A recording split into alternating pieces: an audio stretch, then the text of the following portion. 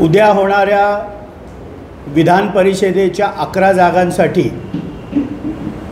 महायुतीतर्फे 9 उमेदवारी अर्ज दाखल करण्यात आलेले आहेत आणि राज्याचे लाडके मुख्यमंत्री माननीय एकनाथरावजी शिंदेसाहेब यांच्या नेतृत्वाखाली राज्याचे उपमुख्यमंत्री माननीय अजितदादा पवार साहेब, उपमुख्यमंत्री माननीय देवेंद्रजी फडणवीस साहेब या तिन्हांच्याही नेतृत्वाखाली उद्या होणाऱ्या विधान परिषदेच्या निवडणुकीमध्ये महायुतीचे सर्व म्हणजे भारतीय जनता पार्टीचे 5, शिवसेनेचे 2, राष्ट्रवादी काँग्रेस पार्टीचे 2 हे 9ही उमेदवार विजयी होतील हा विश्वास आम्हाला आहे। राष्ट्रवादी काँग्रेस पार्टीतर्फे श्री राजेश विटेकर आणि श्री शिवाजीराव गर्जे यांना माननीय अजितदादा पवार साहेबांनी उमेदवारी दिली आहे आणि पहिल्या फेरीमध्येच राष्ट्रवादीचे दोन्ही हे उमेदवार विजयी होतील। महाविकास आघाडीतर्फे 3 उमेदवार या निवडणुकीमध्ये उभे करण्यात आलेले आहेत आणि मला विश्वास आहे की त्या 3 पैकी एका उमेदवाराचा पराभव हा निश्चित आहे आणि महायुतीचे सर्वच्या सर्व 9 उमेदवार ह्या विधान परिषदेच्या निवडणुकीला विजयी होतील। मात्र यामध्ये बघितलं गेलं महाविकास आघाडीमध्ये नार्वेकरांचे संबंध देखील चांगले आहेत, त्यामुळे घटक पक्षाचे छोटे पक्ष असतील त्यांचा देखील मोठा फायदा होणार आहे आणि जयंत पाटील हे पराभव होतील असं शिंदे गटाकडून झालं। नक्की तुमचं मत कोणाला? महायुतीचे 9च्या 9 उमेदवार विजयी होत असतानाच त्यांच्या 3 पैकी निश्चितच 1 जणाचा पराभव होणार आहे आणि शिवसेनेतर्फे उद्धव बाळासाहेब ठाकरे गटातर्फे उभे करण्यात आलेले मिलिंद नार्वेकर यांचे सर्वच पक्षांमध्ये असलेले मधुर संबंध त्यामुळे ते विजयी होऊ शकतात आणि शेतकरी कामगार पक्षाचे जयंत पाटील हे पराभव होऊ शकतात। हा पराभव म्हणजे शरद पवारांचा पराभव होऊ शकतो। आता राष्ट्रवादी काँग्रेस पार्टी शरदचंद्रजी पवार या गटाने शेतकरी कामगार पक्षाच्या जयंत पाटील यांना समर्थन दिलेलं आहे, त्यामुळे उद्या त्यांचा पराभव झाला तर तो राष्ट्रवादी काँग्रेस पक्षाचाच पराभव झाला असं समजलं जाईल। घोडेबाजार होऊ शकतो याच्यामध्ये असे अनेक आरोप लावण्यात आलेले आहेत, नाही असं मला अजिबात वाटत नाही। महायुतीचे सर्वच पक्षाचे मग भारतीय जनता पार्टी असेल, शिवसेना असेल, राष्ट्रवादी काँग्रेस पार्टी असेल, ह्या सर्व आमदारांची एकजूट पक्की आहे आणि 9च्या 9 उमेदवार महायुतीचे हे निवडून येतील। महायुतीला कुठेतरी भीती आहे, त्यामुळे त्यांना एकत्रितरित्या हॉटेलमध्ये ठेवण्यात आलेलं आहे, त्यांना त्यांच्या आमदारांवरती विश्वास नाही असं विरोधकांकडून टीका केली। राष्ट्रवादी काँग्रेस पक्षाचे राष्ट्रीय अध्यक्ष राज्याचे उपमुख्यमंत्री माननीय अजितदादा पवार साहेबांनी ज्या वेळेला राष्ट्रवादीच्या आमदारांची बैठक घेतली त्यावेळेला त्यांचं पहिलं वाक्य होतं की माझा पूर्ण विश्वास राष्ट्रवादी काँग्रेस पक्षाच्या आमदारांवर आहे। माननीय मुख्यमंत्री एकनाथरावजी शिंदे साहेबांचे आमदार देखील पूर्णपणे त्यांच्या नेतृत्वावर विश्वास ठेवतात आणि भारतीय जनता पार्टीचे सर्व आमदार हे राज्यातील त्यांचं शीर्ष नेतृत्व उपमुख्यमंत्री माननीय देवेंद्रजी फडणवीस साहेब यांच्या नेतृत्वावर विश्वास ठेवणार आहे, त्यामुळे कुठेही महायुतीचं एक मत देखील कमी होणार नाही, किंबहुना उद्याच्या निवडणुकीमध्ये ती मतं वाढलेलीच आपल्याला दिसतील। हॉटेल पॉलिटिक्स सोडा, मात्र हॉटेल विकत घेण्याची ताकद अजितदादाकडे असेल, स्वतःची इमेज वाढवण्यासाठी हॉटेल विकत घेतल्याचं त्यांच्याकडे 200 कोटी रुपये एवढा पैसा दिला। जितेंद्र आव्हाड सध्या वैफल्यग्रस्त आहेत, त्यामुळे फार त्यांच्या आरोपांना महत्त्व मीडियाने देखील देऊ नये। 200 कोटी हा कथाकल्पित कुठनं आकडा आला मला माहीत नाही।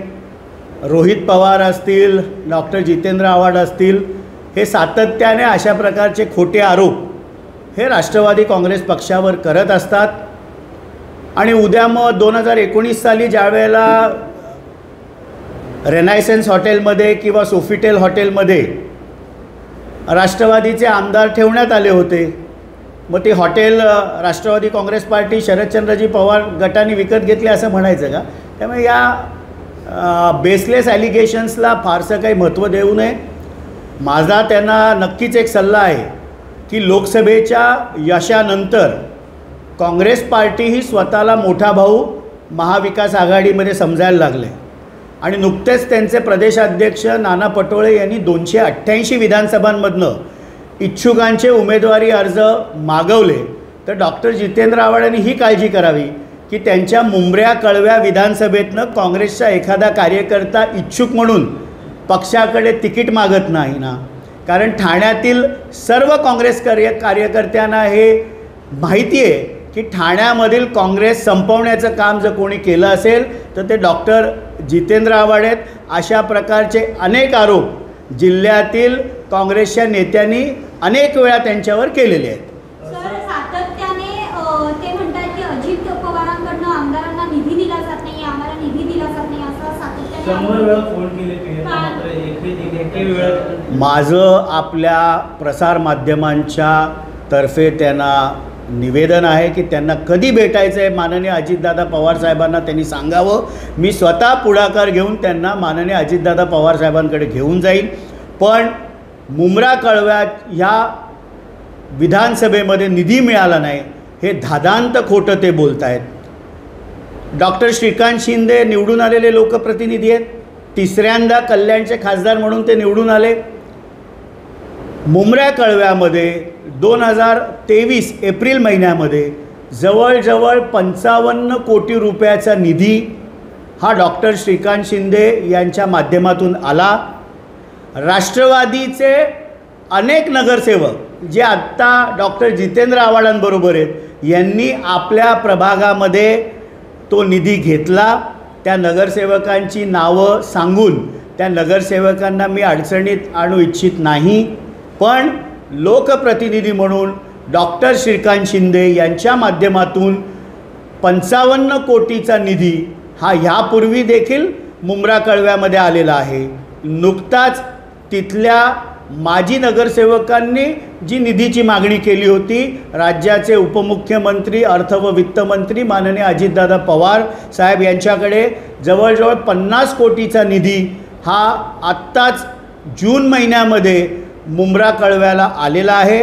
आणि मी असेल, माझे सहकारी नजीब मुल्ला असतील, तिथले स्थानिक माजी नगरसेवक असतील, आमची मागणी आहे की अजून 50 कोटीचा निधी अजितदादा पवारसाहेब आणि माननीय मुख्यमंत्री साहेब आणि खासदार डॉक्टर श्रीकांत शिंदे यांच्या पुढाकाराने तो निधी मुंब्रा कळव्याच्या खऱ्या विकासासाठी आम्ही आणू.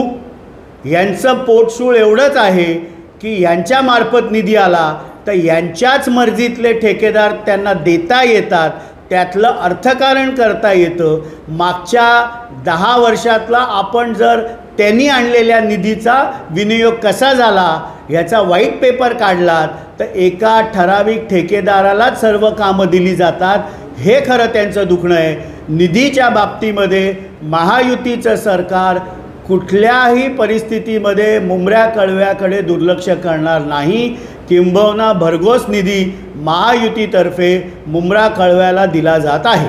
आता त्यांचं म्हणणं आहे की हा निधी का माझ्या खिशात जात नाही, हा निधी जो विकास कामासाठी लोकांच्यासाठीच जाणार आहे, त्यामुळे नक्कीच हा निधी कुठेतरी मिळत नसल्याचे खंत व्यक्त केली. हा निधी महायुतीचं सरकार मुंब्रा कळव्याच्या विकासासाठी देत आहे. त्यांच्या माध्यमातून येत नाही याची खरी पोटदुखी, आपल्या मर्जीतले ठेकेदार त्यांना ठेवता येत नाहीत ही खरी पोटदुखी आहे. निधी मी जसं सांगितलं ना की राष्ट्रवादीचा हा माझ्याकडे GR आहे 24 एप्रिल 2023चा. खासदार डॉक्टर श्रीकांत शिंदे लोकप्रतिनिधी आहेत, कल्याण लोकसभेचे खासदार आहेत. या लिस्टमध्ये अनेक राष्ट्रवादीचे नगरसेवक जे त्यांच्याबरोबर आहेत डॉक्टर जितेंद्र आव्हाडांबरोबर यांनी देखील निधी घेतलेला आहे. त्या नगरसेवकांची नावं सांगून मी त्यांना अडचणीत आणू इच्छित नाही. पण 55 कोटीचा निधी हा 2023 म्हणजे ते 3 वर्ष सांगतात. त्यांचं कॅल्क्युलेशन काय आहे मला माहीत नाही, कारण 22 जूनपर्यंत तर ते स्वतः मंत्री होते. त्याच्यानंतर 2च वर्ष झालेत. त्या 2 वर्षामध्ये 55 कोटी हा निधी आलेला आहे, 50 कोटी आत्ता निधी आलेला आहे. म्हणजे 105 कोटी रुपये निधी हा मुंब्रा कळवा विधानसभेमध्ये आलेला आहे. नक्की नगरसेवक कोणाच्या बाजूने आहेत, नक्की त्याच्या पाठच्या हा निधी ते घेत आहेत, त्यासमोर मी कोणाचंही नाव सांगून त्यांना अडचणीत आणू इच्छित नाही. कळवा असेल, मुंब्रा असेल, तथाकथित निष्ठावान त्यांच्याबरोबर असलेले माजी नगरसेवक हे प्रत्येकाने आपापल्या वॉर्डामध्ये प्रभागामध्ये निधी घेतलेला आहे आणि तो निधी शेवटी विकासासाठी आहे, तिथल्या लोकांसाठी आहे. त्यामुळे अधिक मी त्याच्यावर राजकारण करू इच्छित नाही. काँग्रेसने 288 जागासाठी फॉर्म सुरू केले का वाटतं? मुंबईमध्ये देखील काँग्रेस इच्छुक आहे का? ठाण्यामध्ये देखील इच्छुक आहे? नाही, म्हणून त्यांनी ती चिंता जास्त करावी की सातत्याने अनेक वेळा काँग्रेसचे इथले स्थानिक पदाधिकारी आरोप करत आलेत की कशी काँग्रेस संपवण्याचं काम हे डॉक्टर जितेंद्र आव्हाडांनी खास करून कळव्या मुंब्र्यामध्ये केलं. त्यामुळे एखादा काँग्रेसचा सच्चा कार्यकर्ता हा मुंब्रा कळव्यातनं विधानसभा लढण्यासाठी इच्छुक झाला तर कोणी आश्चर्य मानू नये. तर नुकतंच दर्शन घेतलं अष्टविनायकांचं, त्यामुळे कुठेतरी माध्यमांसह सर्वांना मिळून दर्शन घेतल्याचा आरोप जे आहे ते करण्यात आले. 2024-25चं महाराष्ट्र राज्याचा अतिरिक्त अर्थसंकल्प आमचे नेते व राज्याचे उपमुख्यमंत्री अर्थ व वित्तमंत्री माननीय अजितदादा पवार साहेबांनी सादर केल्यानंतर महाराष्ट्रातील तमाम माझ्या माता भगिनी असेल, माझे तरुण युवक असतील, महाराष्ट्रामध्ये पाऊस चांगला पडो, बळीराजाला चांगले दिवस येऊ. कारण मागचं अख्खं वर्ष कुठे दुष्काळ, कुठे गारपीट, कुठे अतिवृष्टी यांनी बळीराजाचं जे नुकसान झालं आहे, यावर्षी चांगला पाऊस येवो. बळीराजाला देखील 7.5 HP खालची ज्याची मोटर आहे यांना मोफत वीज देण्याचा क्रांतिकारी निर्णय राज्य महायुतीने घेतला. त्याचप्रमाणे सोयाबीन असेल, कापूस असेल याला 5,000 रुपये हेक्टरी अनुदान देण्याचं काम केलं. त्यामुळे महाराष्ट्रातील सर्व माझ्या मातभगिनी, बळीराजा, सर्वच घटकांना चांगलं वर्ष यावं ही देखील प्रार्थना माननीय अजितदादा पवार साहेबांनी केली. आणि माननीय अजितदादा पवार साहेब हे लपून छपून नाही तर मीडियाला सांगून सर्व आमदारांना बरोबर घेऊन, कारण 14 जुलैला बारामतीमध्ये भव्य अशी सभा ही राष्ट्रवादी काँग्रेस पक्षाची होत आहे. म्हणून विनायकी होती त्या दिवशी, सिद्धिविनायकाचं दर्शन घेण्यासाठी गेले. लपून छपून शनी अमावस्येला शनी शिंगणापूरचे काळे कपडे घालून दर्शन करायला कोणासारखे गेले नव्हते.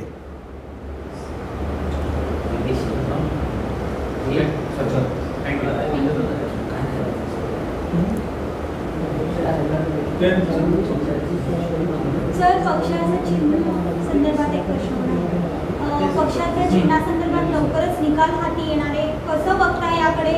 काय साधारण कोर्ट निर्णय देईल असं? आम्हाला न्यायव्यवस्थेवर पूर्ण विश्वास आहे.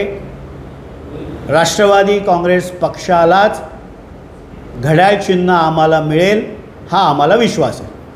पवार परिषदच्या सभापतीसाठी आता अजितदादा गट देखील अजित पवार सुद्धा देखील इच्छुक आहेत. मात्र शिवसेना आणि फडणवीस भाजपमध्ये मतभेद पाहायला महायुतीमध्ये कुठलेही मतभेद नाही. महायुतीचे या राज्याचे मुख्यमंत्री माननीय एकनाथरावजी शिंदेसाहेब, उपमुख्यमंत्री माननीय अजितदादा पवार साहेब आणि उपमुख्यमंत्री देवेंद्रजी फडणवीस साहेब हे तिन्ही नेते बसतील आणि समन्वयाने कुठलाही महायुतीमध्ये मतभेद विसंगता अजिबात नाही. नुकतंच षण्मुखानंद इथे महायुतीचा प्रमुख पदाधिकाऱ्यांचा, महाराष्ट्रातील प्रमुख पदाधिकाऱ्यांचा मेळावा झाला आणि तिथे महायुती एकत्रितपणे येणाऱ्या विधानसभेच्या निवडणुका लढेल अशा प्रकारचा आदेश तिन्ही पक्षांकडनं, तिन्ही नेत्यांकडनं देण्यात आला. त्यामुळे महायुतीमध्ये कुठल्याही प्रकारचा विसंवाद नाही. तर लाडकी बहीण योजनेसंदर्भात आता विरोधक असतील, आवड असतील, दिवसण्याचा प्रयत्न करतात. अजितदादा असतील, सुप्रिया सुळे यांचं नातं लाडका व लाडकी बहीण, ह्या योजनेमुळे कुठं दिवसण्याचा प्रयत्न अजितदादा हे माझ्या मते तेवढी राजकीय प्रगल्भता असली पाहिजे की कौटुंबिक संबंध आणि महाराष्ट्रातील 2.25 कोटी माझ्या माता भगिनींना ज्यांना हा मदतीचा हात मुख्यमंत्री माझी लाडकी बहीण योजनेच्या माध्यमातून मिळणार आहे, त्या माता भगिनींचा अपमान करून कुठल्या तरी म्हणजे ज्याला आपण पॉलिटिकल मॅच्युरिटी म्हणत नाही, वैयक्तिक भाऊ बहिणीच्या नात्यासंबंधांवर बोलणं टाळलं पाहिजे. कारण मुख्यमंत्री माझी लाडकी बहीण योजना महाराष्ट्रातल्या तमाम माझ्या माता भगिनींना मदतीचा हात देणारी तिन्ही म्हणजे माननीय मुख्यमंत्री एकनाथरावजी शिंदेसाहेब असतील, उपमुख्यमंत्री माननीय अजितदादा पवार साहेब असतील, उपमुख्यमंत्री माननीय देवेंद्र फडणवीस असतील, या तिन्ही भावांनी महाराष्ट्रातल्या तमाम माझ्या माता भगिनींना एक भाऊ असल्याचं कर्तव्य त्यांनी केलेलं आहे. तर शेवटी इलेक्शन कमिशनसमोर त्यांनी त्यांचं म्हणणं मांडलं. त्याबाबतचा निर्णय हा निवडणूक आयोगाने दिलेला आहे. काही गोष्टी ज्या निवडणूक आयोगाने स्पष्ट केलेल्या आहेत ते शेवटी सगळ्याच राजकीय पक्षांना निवडणूक आयोग जो काय निकाल देतो हे पाळणं बंधनकारक असतं. एबीपी माझा, उघडा डोळे बघा नीट.